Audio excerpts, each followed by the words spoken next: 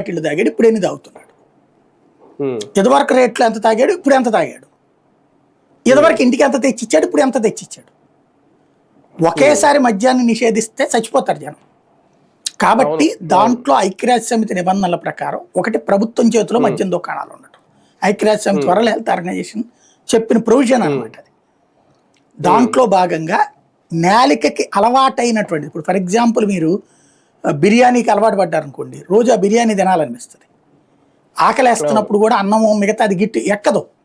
ఇప్పుడు నాలాంటి వాడికి ఉందనుకోండి, ఏదన్నా ఫ్రైడ్ రైసో బిర్యానీని తెప్పించుకున్నా కూడా ఆ రోజంతా నాకు కడుపులో వెల్తిగానే ఉంటుంది. మళ్ళీ సాయంత్రం అంత అన్నం పెట్టుకుని అంత పెరిగేసుకుని ఓ నిమ్మకాయ బద్దను ఉంచుకున్నా కడుపు నిండుతుంది.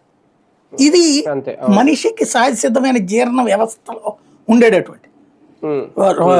500 రూపాయలు పెట్టి పిజ్జా తిన్నా చివరికి మళ్ళీ నాకు 2 బజ్జీలు తింటేనే కడుపు నిండుతుంది.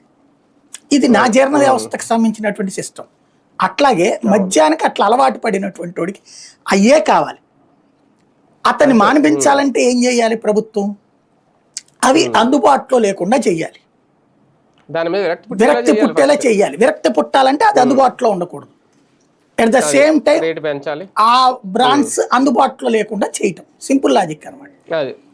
ఇది నేను వినటం కాదు, ప్రాక్టికల్ గా చూసి మా నాన్నగారికి చిన్నప్పుడు సిగరెట్ల అలవాటు ఉండేది.